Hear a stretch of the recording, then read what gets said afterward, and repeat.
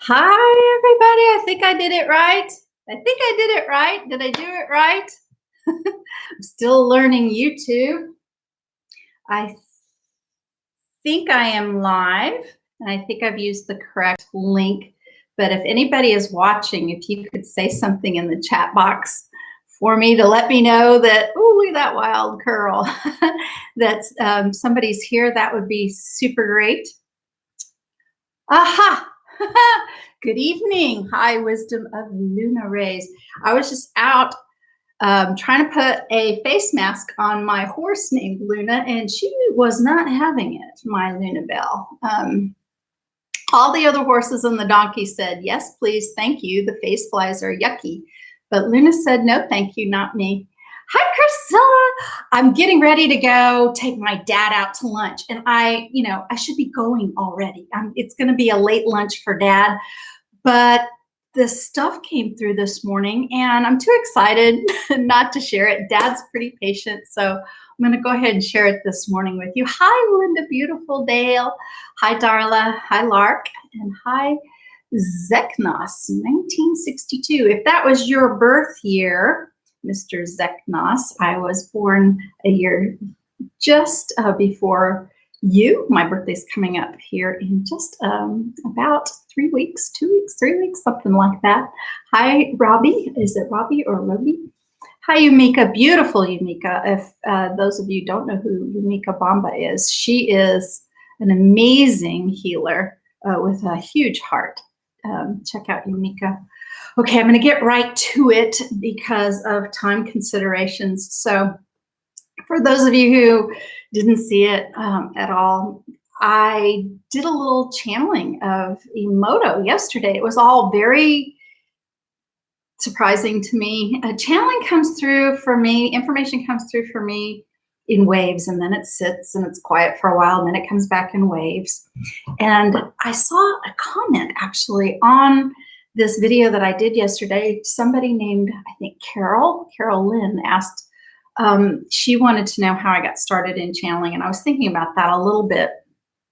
And I even thought, well, maybe I'll answer her today. But instead of that happening, this happened instead. So while I was doing the sharing of the information that came through with Emoto, which was so well received, thank you all so very much, I got a number of messages offline and publicly thanking me for it. And here's the kicker. I even got messages from his official team thanking me for doing that, which is such a blessing, right? Just such an incredible blessing that it's not the opposite of that. Some families are not very happy about their deceased loved ones being channeled. And for good reason. Sometimes the information is way off, and that's one of the things that we are going to talk about today. Hi, Christine. So happy that you're here. Hi, Rosemary. Thank you all for being here. So anyway, while this information was coming through from Emoto yesterday, it was funny because Emoto he always starts with a bow, and he's always very poetic and very calm and even. And as many of you know, he and Dolores work together now. And it's rare to have Emoto without Dolores. Ask Pamela Erlin, ask about the A-Team. They both sort of come in at the same time. But I was really listening to Emoto, and I really felt like Dolores was like, here, doing this. It was so funny. And I don't know that I've ever done this before. I was literally like, Dolores, not listening to you this morning. I'm listening to Masaru Emoto. And yeah, that was pretty interesting for me because, of course, Dolores has my heart.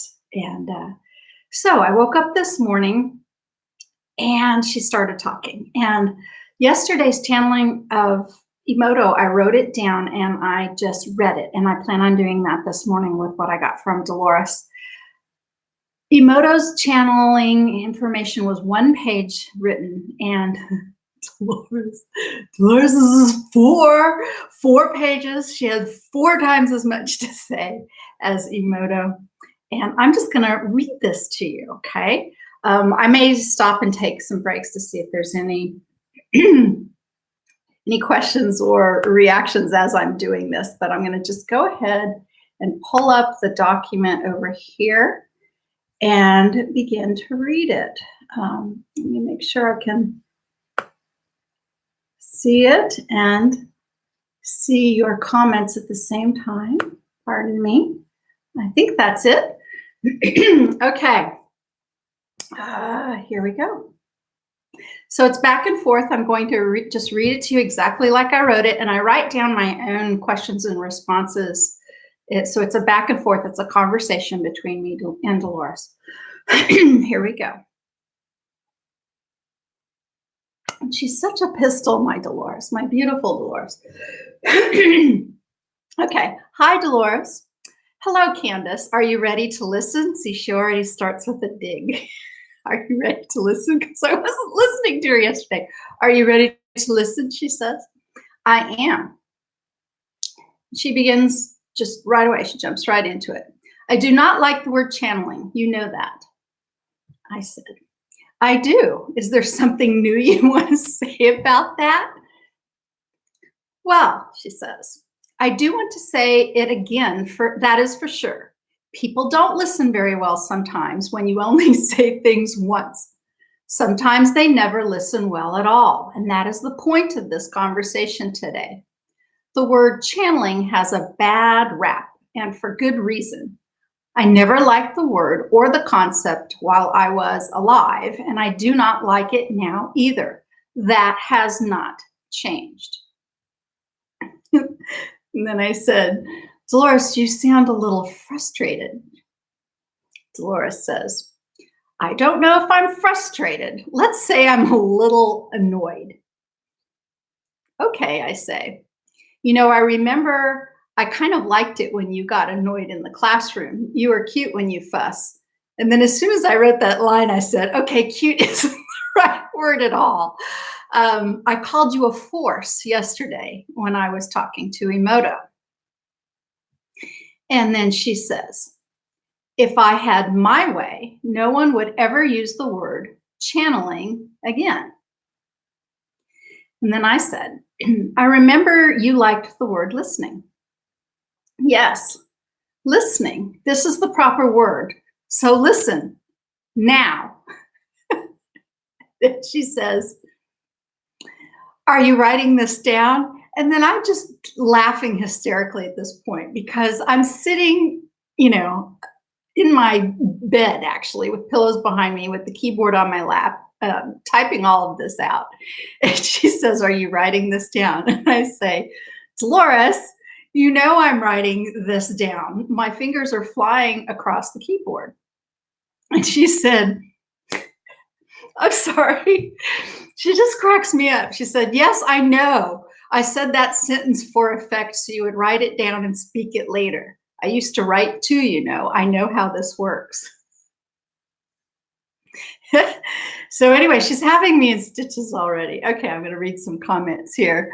Hi, Haley. Hi, Dilly. Annie Claude says, I am one of those who received a message from Dolores, sent it to you and you validated. I couldn't believe it. I know, Dolores does give us messages. She does.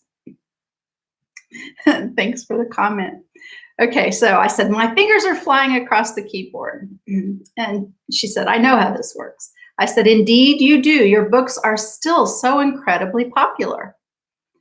And she says, yes, but it's time to listen to what I have to say. And I said, okay, here she goes. Listening is, and I'm still on page 1, my goodness. Listening is something all humans do. Even people who are deaf and have no hearing, listen. There are many ways to listen.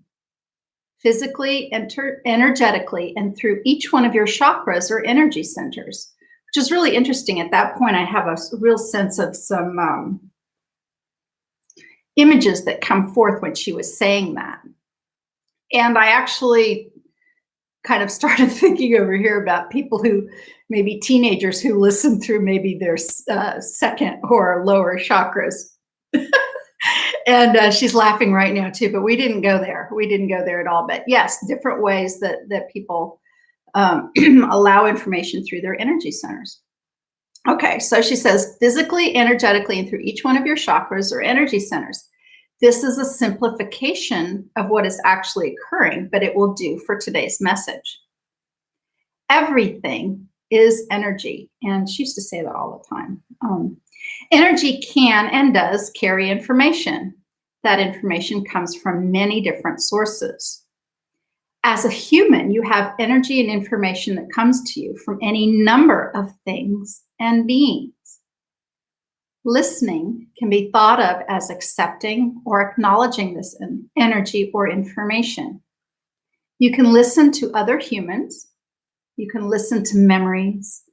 You can listen to your pets, the wind, and other physical things in your world, but you can also listen outside of your third dimension or density world as well. And so what, of course, she's talking about there is hearing things from the spirit side or hearing things from other realms by listening in that way, right? So she goes on to say, you can listen to your own higher self. You can listen to loved ones who have passed. You can listen to beings on the spirit side or beings who are not physically present. Most people filter out this kind of listening with their belief systems. Most humans still don't believe this sort of listening is even possible. And beliefs are so very strong that they create a very effective filter that keeps out that kind of information and listening. She goes on to say, what is really interesting to me is to see that some people, of course, do believe they can listen in this way. And then some of those people call themselves channelers.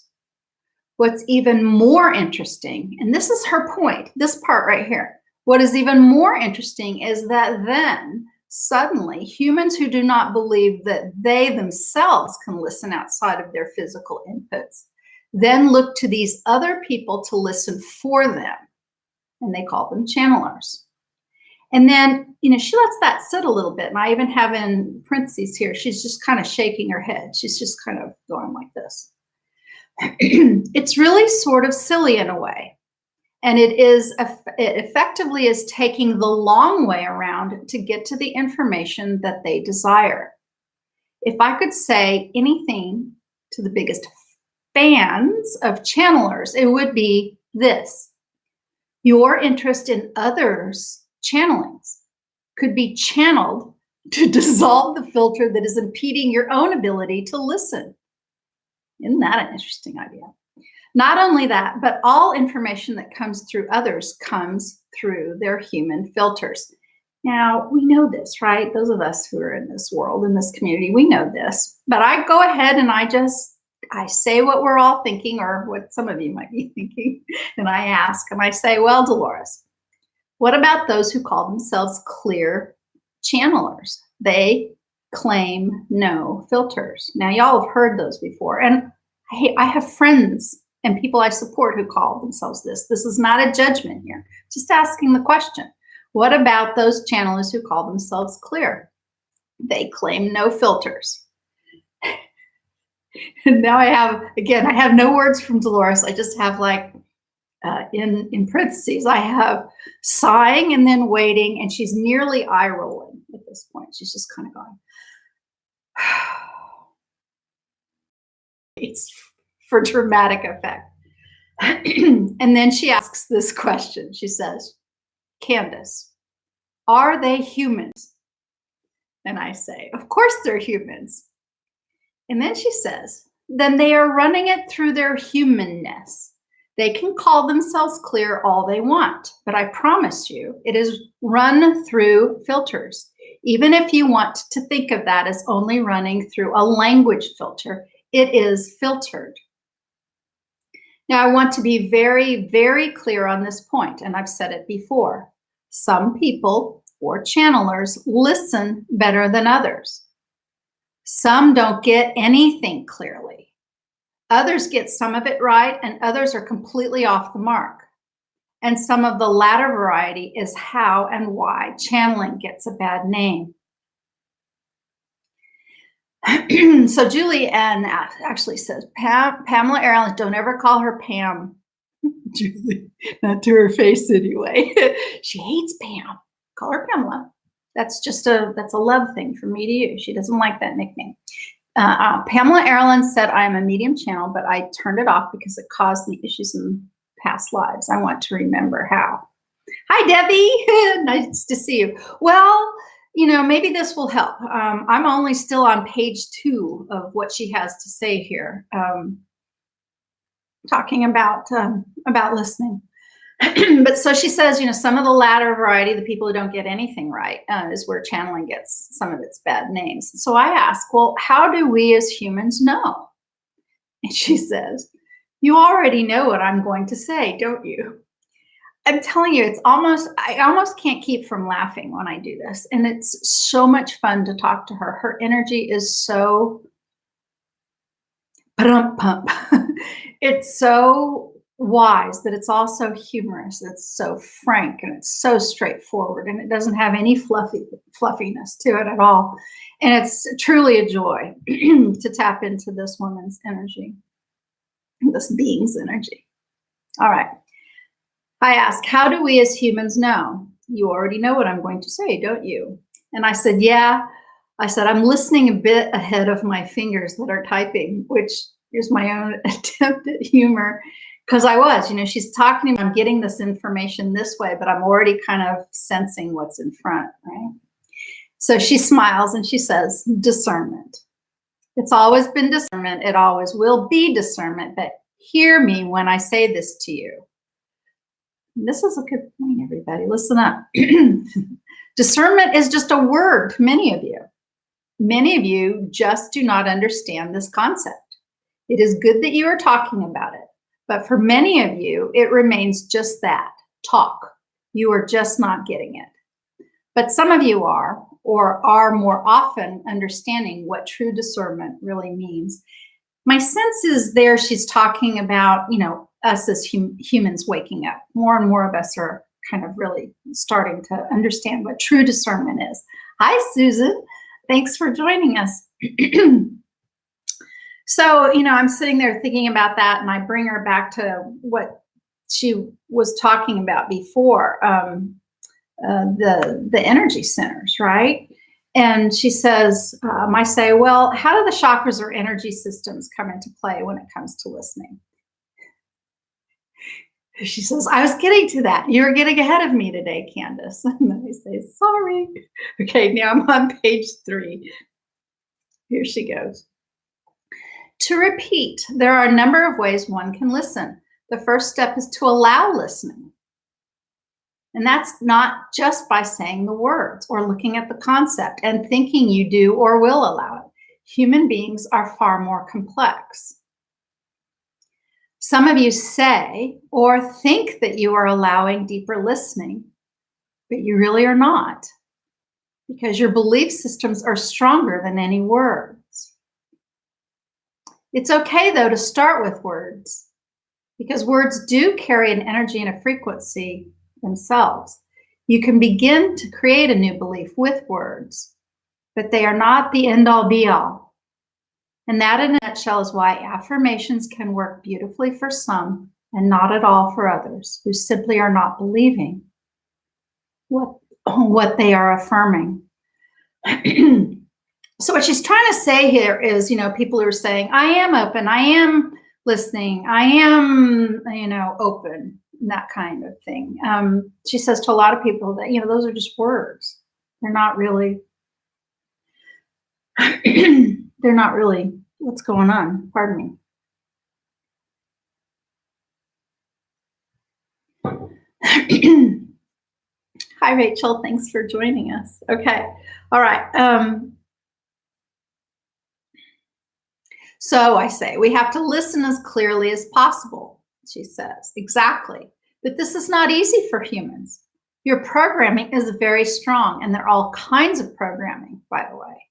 Cultural, religious, family, and even spiritual. And this is where she's like practically shaking her fingers. And she's saying, yes, many of you are seeing programs and attempting to address them.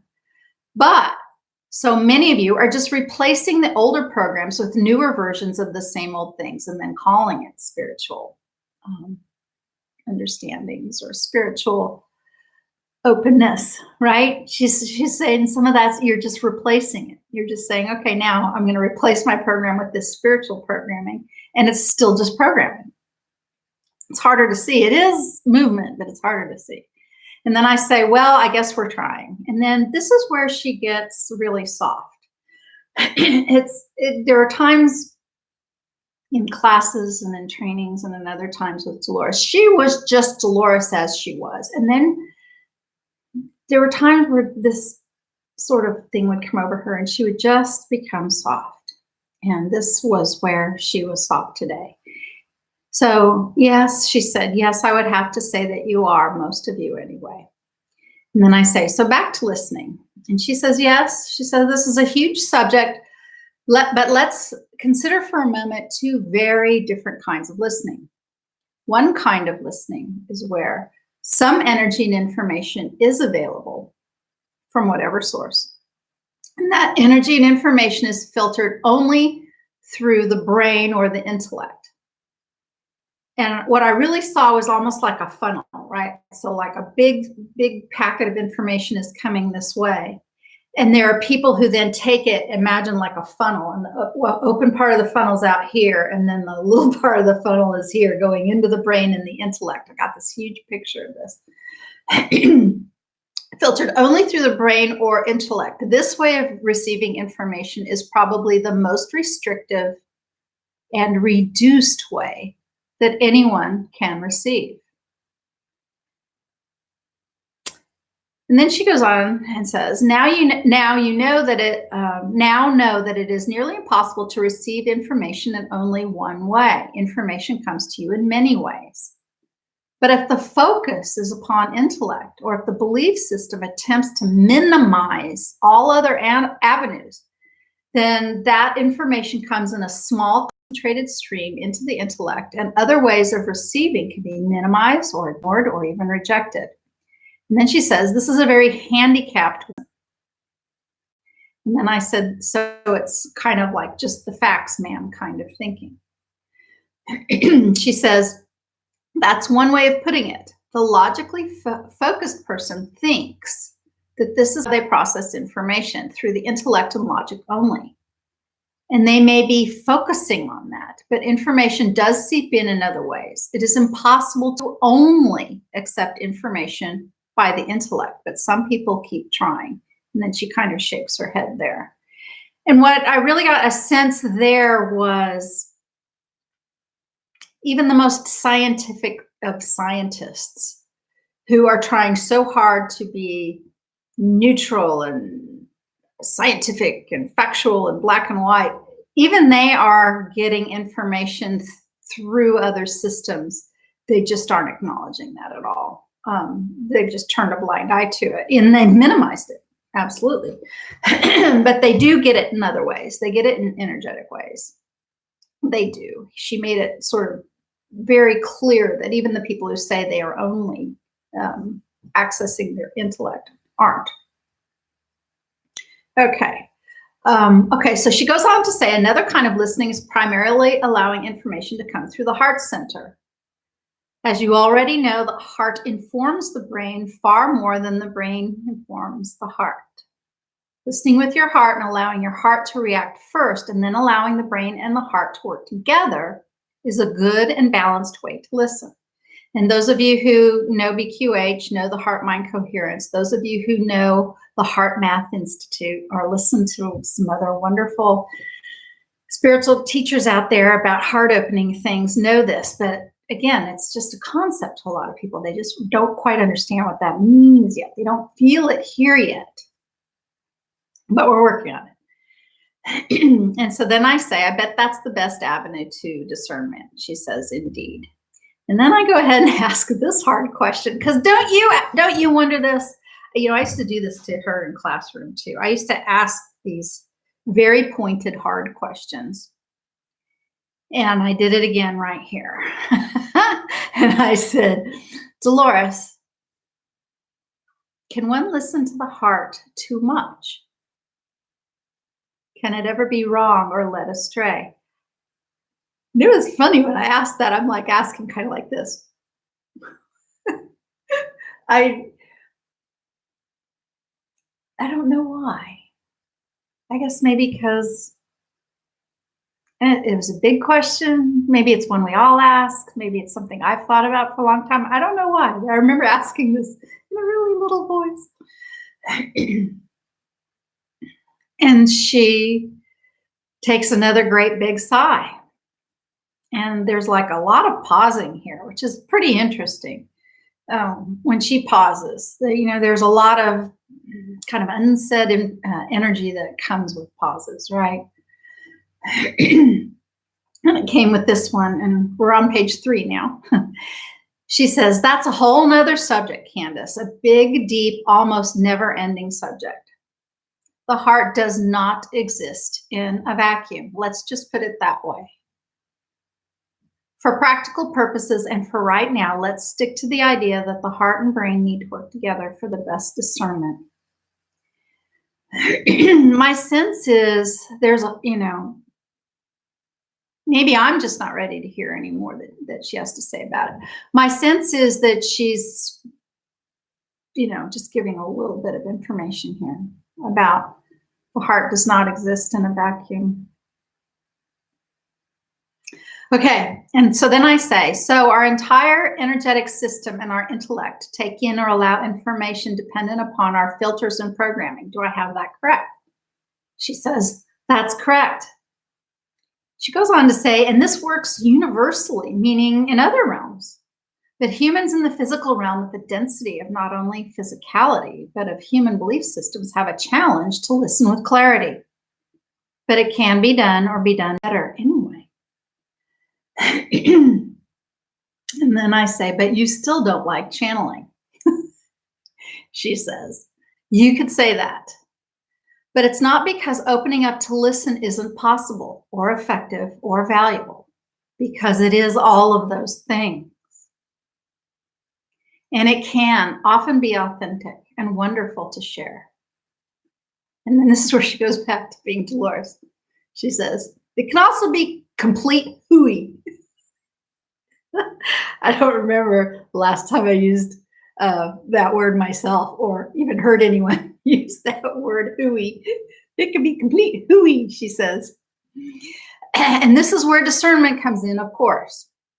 What I do not like about it most, however, is that some humans begin to depend on other humans to listen for them so that they don't have to listen at all. And that is what I like least about this thing in the spiritual community called channeling. So that was her point. That was her point in all of this. Not that, not that it isn't real, not that people can't channel. She channeled all the time. She channeled what she called they, them, the SC, the collective, the subconscious. She didn't call it channeling. Even when she was alive, she called it listening, and she's continuing with those thoughts. All right.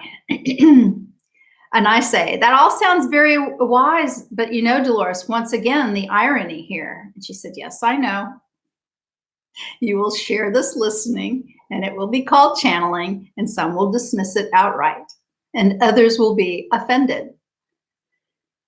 And that's true. I will get the not nice comments here and there, directly or indirectly, that I'm sharing this anyway. Anyway, she goes on to say, but others will allow the information to go through their heart centers, and they will use their own discernment. And if it rings true to their hearts, then maybe they can listen to the main part of this message that I'm actually trying to get across, which is listen to your own heart above all. And she says, you are listening well, Candace. And then I say, thank you, Dolores. I love you, and I miss you. And then she turns into total Dolores and says, no need to miss me, Candace. I'm right here. And then she's gone.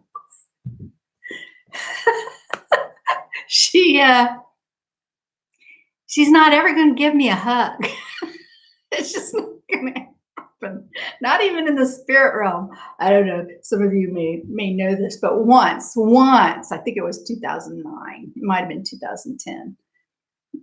We'd already been working together in the support community kind of way. And I was back in Arkansas and actually, think about her so much. And I ran up to her and I actually, just without even asking her, I ran up to her and I hugged her. I just couldn't help it. It was just, she did this.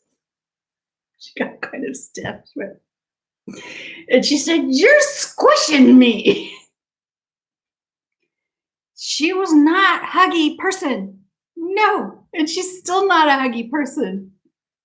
And yeah, that's just kind of who she was. But she did have a soft heart. She did have a soft place in her heart. There was softness that would come from her, but it's not her main energy focus. For those of you out there who are interested in this concept of listening or listening to Dolores, and Carol Lynn, if you happen to be watching, because I even tried to find you on YouTube to be able to answer you directly. She asked me, how did I even get started in this? I was Dolores, really. I mean, really, I haven't shared anything really except for Dolores or Emoto or something that's coming through right now that's I'm starting to want to share it. It's called, you've heard people talk about light councils or different kind of councils, magentas, a white wing collective of 9. A group of beings have been coming through to me that they call themselves, or I'm getting that they're calling themselves, the Healing Council. But this is new. It's a kind of a group, and for me, I'm baby at this. But to go back to the question of how did I get started in this, it was pure Dolores, and let me tell you how. Before Dolores ever even left the planet, when she was still in human form, and we would meet back at our community would put on the reunions for Dolores, for the practitioners during usually the transformation conference. And every time she would teach a class, I would go out there, etc. And in classes, we would talk about things, and we would talk about 2 things in particular. We would talk about people's dreams of Dolores and people being in sessions and thinking they're hearing Dolores's voice in their head. Now, remember, we're talking about when Dolores was alive.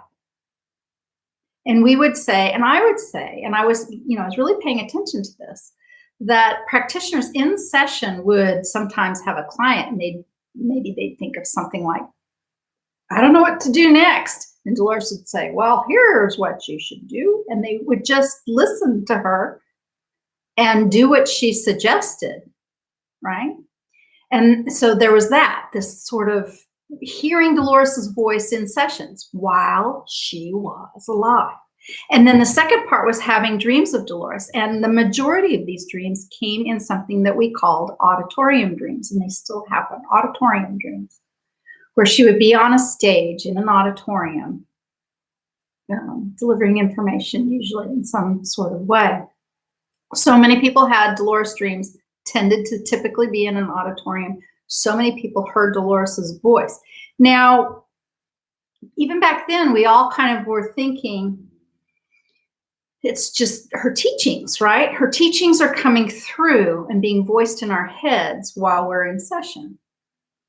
But when we would say this, I would watch Dolores, because Dolores was and is a force.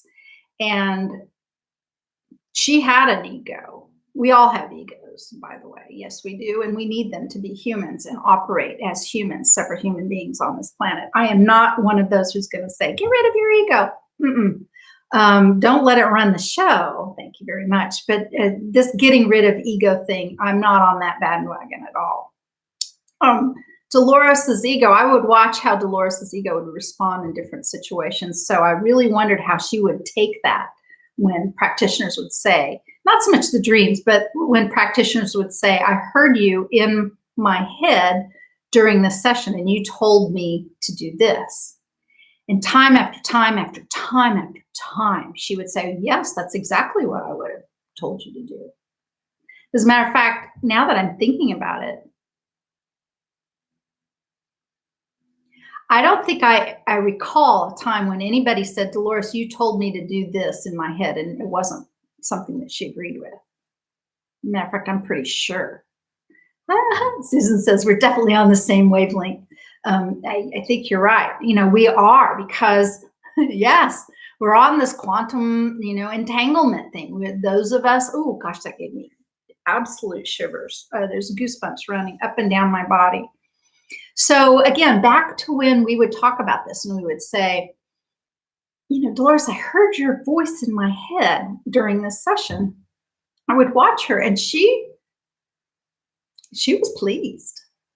Now think about it. She'd be pleased in a number of ways. She's pleased because her teachings are going through. She's pleased because that was what she would have said. She's also pleased because it's stroking her ego a little bit, or quite frankly, and I understand this, it's giving her confirmation that it was a good thing for her, to begin teaching her method and sharing this, right? Sharing it out there. So all of that, she was happy about it. And so we got more brave about sharing that. We got more brave to say, Dolores, I heard you say this. Dolores, you came and did that. Dolores, this, that, or the other. And more of that happened towards, the end of her life. We shared those kinds of things. And then, of course, she passed. And for those of us who are around, she'd had an accident. She'd hit her head, but she was recovering from that. And long story short, she landed back in the hospital and passed anyway from something else. She passed from sepsis, from blood poisoning, and rather quickly in 2014. So, it was shocking for everybody. Dolores really thought she was going to live past 100. And I've thought an awful lot about that because, the SC told her that. The SC, and really, I don't know what and how it was phrased, but I think the SC says you're going to be doing this work till you're 100. Well, maybe they didn't mean in body, right? I think that's one of the reasons why she's still here and still so available. I mean, let's see where she is. Where was she born? 1937. So let's see where, where we all are in 34, 1934, right? Oh God, I'm bad. Anyway, let's see where we all are in 2034. Maybe she won't be available then. Maybe that's the 100 years. I don't know. One way of looking at it, right? So back to this idea of Carolyn and others who asked about channeling. After she died, I continued to hear her in my head during sessions, and even more so. And it was the same exact voice. It was the same voice that I heard when she was alive. Now, I found that interesting, but I didn't call it channeling, and I didn't do much with that, except for internally and personally. The guidance was interesting, and the guidance kept getting more powerful. And then the guidance would say things that I never heard her say before, like in life, or some other things. I have a very famous story of this one time where she told me to shut this session down and tell the client to go use the restroom. I mean, it was the craziest thing in my head, this whole scene that was playing out in my, it was of course, an in-person session. I was doing a QHHT session, and it was in person. And she's like, tell her to go to the restroom, tell her to go to the restroom. And I'm just, it's so loud. She's like yelling at me. And I'm thinking, I've never told a client, hey, get up and go use the restroom in the middle of a session. They've gotten up when they needed to, but I've never said, hey, you get up now and go. And I'm like, what? And I'm still wondering how I'm going to say these words. I was going to do whatever she said, guaranteed. But I'm like, well, how am I going to say that? And right as I'm trying to think of how I'm going to say that, the woman says, Candace, I think I need to go to the restroom. So off she goes, and that whole story, I know I've told it in a number of other places, but basically Dolores shut this video session down. The client went into the restroom. A whole other thing happened, and I won't even go down there right now. But when we came back, and after that crazy thing that happened in the restroom, Dolores said, the session is over. no story, no questions asked, no trance state, deep trance state with all, no, it all happened already. Happened in the bathroom. And that woman still talks to me. Now, all of this happened after Dolores died, but it informed me on how to think about how to talk about new ways of doing things, out of the box, which becomes VQH, which is something not QHHT, which, by the way, I still practice when asked. Yep. Even though Dolores' teachings change the world. They're incredible. I just, I love everything about my Dolores. Okay, so I started hearing her, and it started matching up. In that the rest of that day, she actually told me after that particular client left, she asked me to call my friend and colleague Barbara Becker, who just sent me a text a few minutes ago. Anyway, wants to know something about Dolores, as a matter of fact. So I'll be contacting her here shortly. And that conversation, I mean, there's hundreds of practitioners. She could have told me to contact any number of people. And in my head, she said, contact her. She will give you information about what just happened. And she did. That's when I really started to believe that I was hearing the actual being of Dolores Cannon from beyond the veil. I didn't talk about it a whole lot, but I started to believe it in my own work and in my own life. And then I met the dear, wonderful, beautiful Pamela Erlin, who many of you out there know. We're mutual friends. And when I first met Pamela and we started comparing notes, I mean, the first thing I was defensive about her saying she channeled Dolores Cannon. I was flat defensive, and I was still in the camp of, I don't know about you channelers.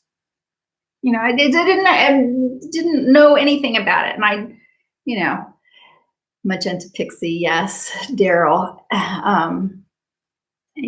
Inca, yes. Some others who obviously are incredible, but some others, I didn't know what to think about any of it. And I really didn't know what to think about Pamela, but after Dolores would tell me things and Pamela would answer them, and I tested her. And I tested her, blind tested her, and I did. And I was like, I'm going to test you. She's like, she told me you would. Anyway, so Pamela became my dear friend who also heard Dolores, who never met her in person, but who knew things that she couldn't have known. Multiple occasions, she couldn't have known.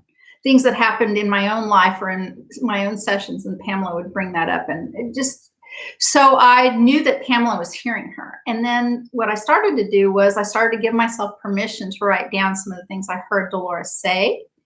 And for several months, I really felt like I was,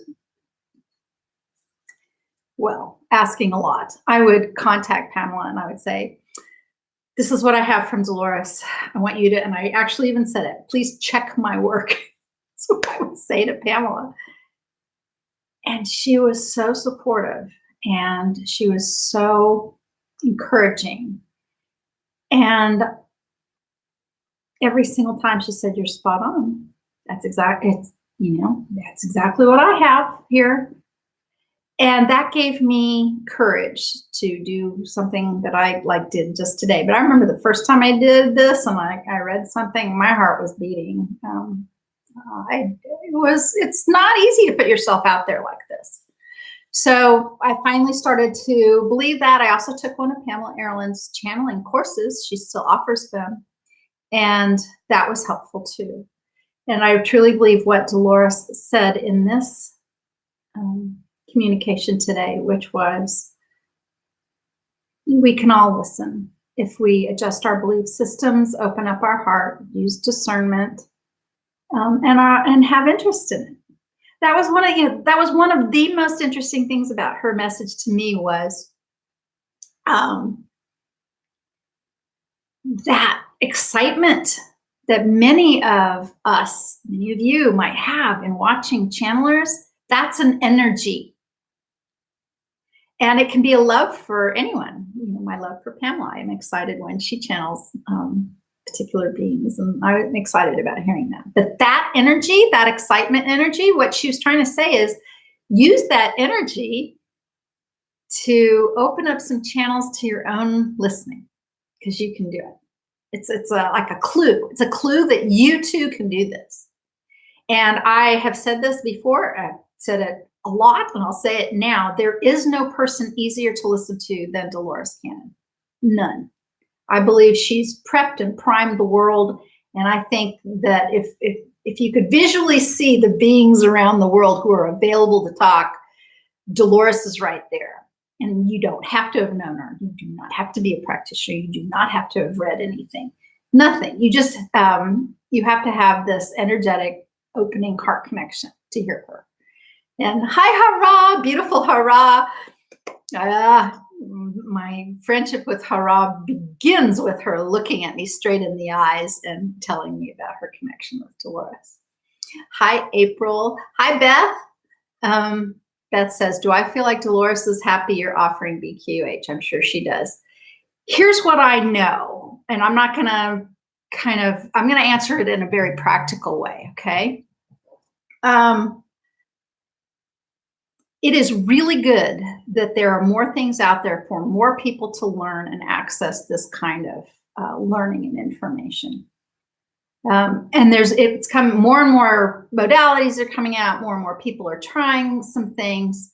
And I think any way that anybody can do this kind of work with an open heart and with pure intention of assisting humanity, yes, I absolutely believe that she believes that that's true. And, she comes from she's in a place where there's a much different perspective of this too, right? There is possibly a personality, but this limitation and thing. And, a lot of this stuff doesn't apply. The more the merrier, in other words, right? I do quite feel supported by the energetics of my teacher. Absolutely. All right. Let's see. Another live. I know, 2 in a row. Crazy, huh? I was not planning on this. As a matter of fact, my gosh, it's afternoon already. It's going to take me 45 minutes just to get to my dad in town. And I told him I might be there around noon. So I'm already going to be an hour late. But I didn't want to hold this off till later because it all came through and I wanted to share it while it was all fresh. And I want to thank all of you for your support, all of you who are listening. And those of you who may not know it, we at quantumhealers.com just came up with a brand new offering, quantumhealers.com/get-ready. There's a collection of videos there for you all to get ready for any kind of quantum healing session, past life regression, or consciousness exploration. Created all of that for everyone out there. Whether you want to do a regression just with a recording somewhere, or have somebody anywhere do any kind of exploration of consciousness, this should get you ready. And they don't have to be associated with me and our list or Dolores or know anything about any of that for that to be beneficial. And I would love to get some feedback on all of that and let you know, or you let me know what else we might be able to offer in the future. Hi, Julia. Thanks for joining. Nina, beautiful Nina, your heart is still here right on top of mine. Hi, Jeannie. Thanks for posting that link yesterday. I still didn't know what I did wrong there, but hey, electronics. I don't know when I'm going to do this again, but I thank you all for supporting me in all ways. And I send you all so much love and blessings.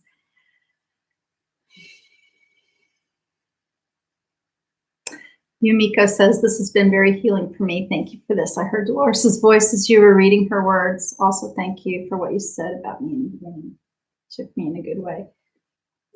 Yumiko, beautiful, beautiful woman. And for this time, beautiful being. For the kind of energy healing that we're needing in this time when we're trying to figure out how to define ourselves. Definitely check her out. Thanks, Samantha, for joining. Kathleen and Karen, thank you so much. All right, I better go. Daddy's waiting. We're going to go eat some oysters, I think. All right. Bye, everyone. Thanks.